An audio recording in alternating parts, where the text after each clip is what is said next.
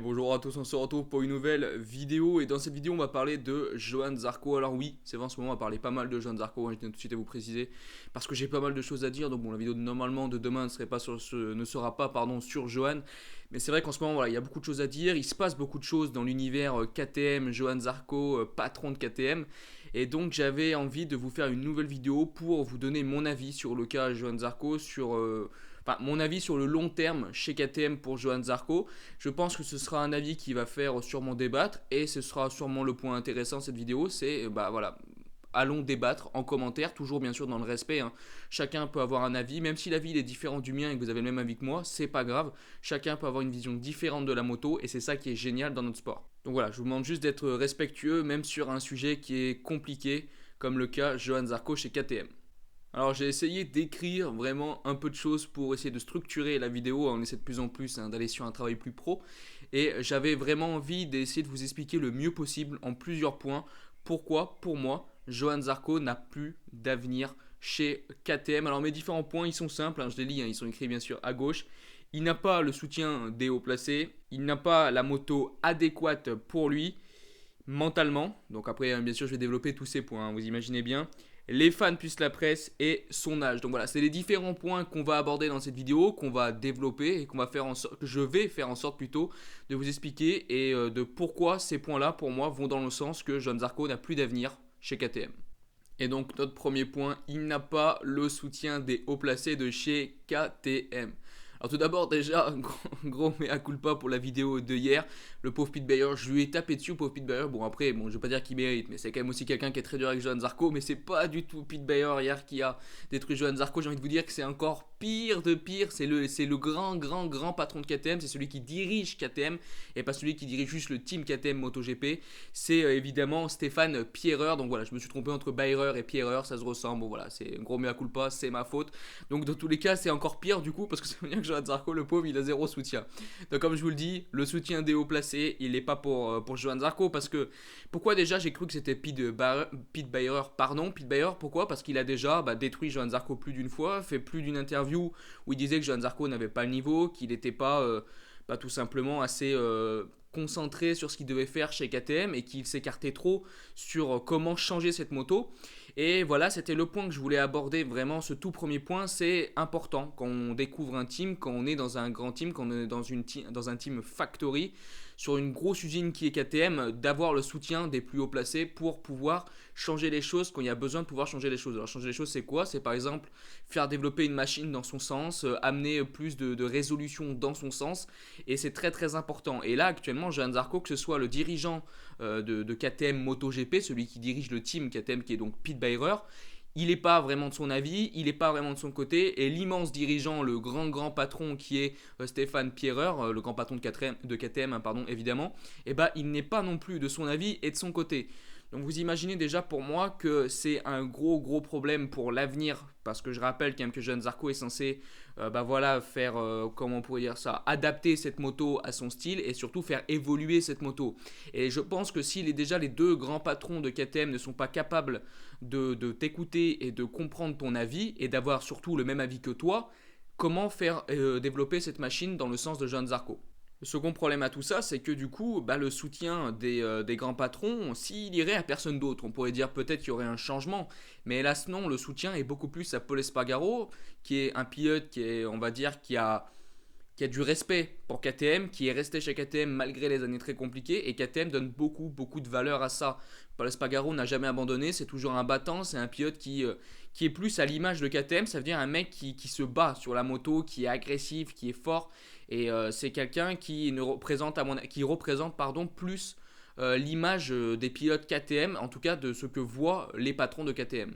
Le second point de notre vidéo, il n'a pas la moto adéquate pour lui. Alors vous allez me dire, oui mais bon la moto ça peut changer. Vous avez tout à fait raison, une moto ça évolue, ça bouge. Le gros problème c'est que ça reprend le point que je vous ai dit juste avant, c'est que Johann Zarco n'est pas écouté et que Pete Bayer en début de saison a bien fait comprendre en tout cas à la presse et à Johann Zarco que cette moto ne deviendrait pas une moto comme Johann Zarco la veut. C'est à Johann Zarco de s'adapter à la machine et pas à la machine de s'adapter à Johann Zarco. Et il est là l'énorme problème pour moi. Parce que Johann Zarco, c'est un très très bon pilote. Alors certes, il n'est pas champion du monde, certes, il n'a pas gagné en MotoGP. Maintenant, champion du monde en MotoGP aussi, hein, évidemment. Maintenant, Johann Zarco, le gros truc, c'est que je pense que c'est un pilote qui a besoin d'avoir une moto pour associer à son style, pour que voilà, il puisse développer ses pleines capacités. Et on a vu que KTM, pour l'instant, n'a pas envie de développer cette machine dans ce sens-là, n'a pas envie de rendre cette machine plus, on va dire, plus maniable, plus facile, moins fatigante à piloter. Ça me rappelle vraiment les années Valentino Rossi chez Ducati, où Valentino Rossi signe en grande pompe chez Ducati, ça devait être la grande star, celui qui allait relancer on va dire Ducati sur la continuité. Et au final, Ducati n'a jamais voulu écouter Valentino Rossi. Rossi s'est cassé les dents sur cette moto. Personne ne l'a écouté. La moto n'a pas voulu bouger. Et au final, Ducati n'a jamais évolué. Et ça a été 2 années avec Rossi, en tout cas, catastrophique. Et puis Ducati, au fil des ans, ont fini par changer de mentalité et ont développé une moto qui est quand même toujours assez difficile à piloter, mais qui est beaucoup plus simple, on va dire simple à prendre avec guillemets, simple qu'à l'époque et beaucoup plus maniable. Enfin bon, voilà, on arrive à la Ducati de maintenant de la saison 2019. Et je pense qu'on peut faire vraiment un gros parallèle entre Ducati et KTM de cette année. Pour moi, il est en train de se passer exactement la même chose. Alors bon, ce que je vais dire là, pour remplacer Valentino Rossi par Johann Zarco, donc bon, c'est pas vraiment le même niveau, mais on va dire voilà, dans l'idée c'est le même truc. Donc pour moi c'est pareil, sauf que bon évidemment il y a des années d'écart, hein, mais pour moi Johann Zarco c'est à l'idée d'un Valentino Rossi. C'était censé relancer KTM, apporter quelque chose de nouveau à KTM, de l'expérience, du niveau. Et au final, ça fait un flop. Et bah pour moi, Johann Zarco chez KTM, j'ai l'impression que je vois la même chose.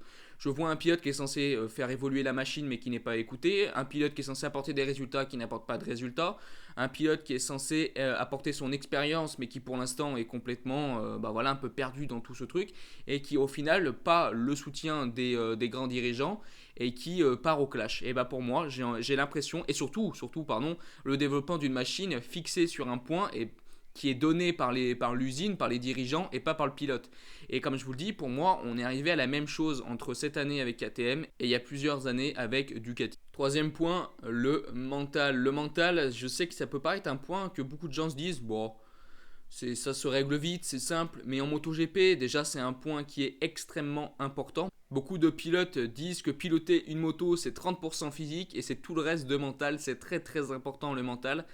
Et mentalement, je pense qu'on l'a tous vu, on le sait tous maintenant. Johann Zarco, s'il n'est pas au fond du trou, je ne comprends plus rien. Johann Zarco, à mon avis, les derniers sourires qu'il arrive à faire, c'est parce qu'il se force à les faire.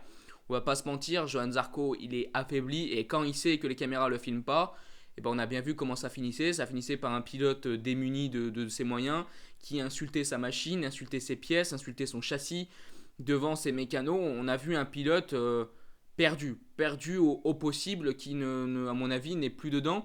Et quand on sait qu'une moto, pour piloter une moto, mentalement, le point mental est très important, je vois pas comment Johann Zarco peut changer l'atmosphère dans laquelle il est. Il faudrait gagner, sauf que pour gagner, enfin pas spécialement gagner, mais faire des belles performances.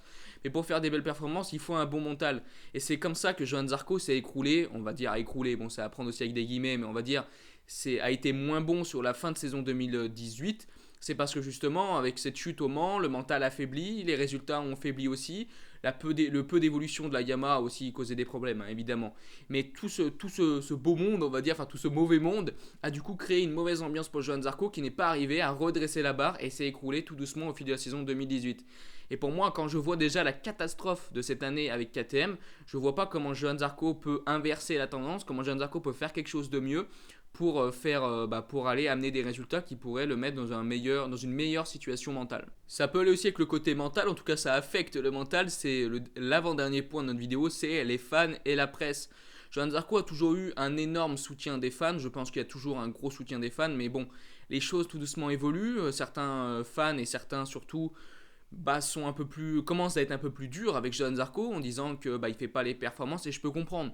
Si on est quelqu'un qui n'est pas spécialement comment on pourrait dire au soutien max d'un pilote et qui vraiment ne pense à peu près qu'au résultat, alors c'est compliqué à dire, est-ce que c'est vraiment un fan qui est comme ça, je sais pas, on va dire que c'est pas vraiment un fan, c'est compliqué à dire. Mais dans tous les cas, ce que je veux dire par là, c'est qu'il y a beaucoup de critiques qui commencent à arriver, des Français qui suivent la moto, alors on va pas dire des fans, on va dire des Français qui suivent la moto. De plus en plus, on voit de fortes critiques sur Johann Zarco et on émet de plus en plus la possibilité que Johann Zarco n'y arrive pas sur cette KTM, mais surtout sur le long terme. Et c'est pour moi un point très compliqué pour Johann Zarco qui a souvent eu besoin, je pense, quand même d'un soutien max. Et encore une fois, vous n'avez pas le soutien de votre écurie, vous n'avez pas le soutien des Français qui regardent de la moto, vous n'avez pas le soutien de la presse, c'est compliqué, vraiment très compliqué sur ce point-là, et ça peut affecter du coup votre mental. Pour ça que je disais que ça avait un peu un rapport. Et le tout dernier point de cette vidéo, c'est l'âge. Alors pourquoi je parle de l'âge? Parce qu'on a fait quand même beaucoup de bruit autour de Johann Zarco en disant, et en me disant, que Johann Zarco il était là pour faire développer cette KTM et que évidemment la KTM n'allait pas être super forte à court terme, mais elle était là pour le long terme. Le gros problème déjà, ce qu'on peut voir, c'est que si les dirigeants s'énervent au bout de 4 courses, c'est que Johann Zarco il n'a pas signé pour le long terme. Johann Zarco, enfin pour faire des performances sur le long terme. Johann Zarco il a été signé pourquoi? Pour faire des performances maintenant, pour amener KTM à un autre step. Et si actuellement il y a des critiques pareilles sur Johann Zarco, ça veut dire que son âge va vite devenir un problème. Pourquoi? Parce que Johann Zarco, il est plus si jeune. On va pas se mentir, Johann Zarco, il a 28 ans, il est né le 16 juillet, donc ça veut dire qu'en plus, il va bientôt avoir 29 ans. Alors il a quand même encore pour moi 2-3 ans, voire plus devant lui. Alors bon, c'est vrai que Valentino Rossi est le contre-exemple à tout ça parce qu'il a fait exploser complètement cette valeur de l'âge. Maintenant, Johann Zarco, est-ce qu'il a les mêmes capacités que Valentino Rossi? Pas sûr. Je sais que beaucoup de gens peuvent penser ça, mais à mon avis, Johann Zarco aussi, dans sa tête, il commence à se dire merde, dans quelle situation je suis? J'ai 28 ans. J'aurai fini mon contrat chez KTM à mes 29-30 ans.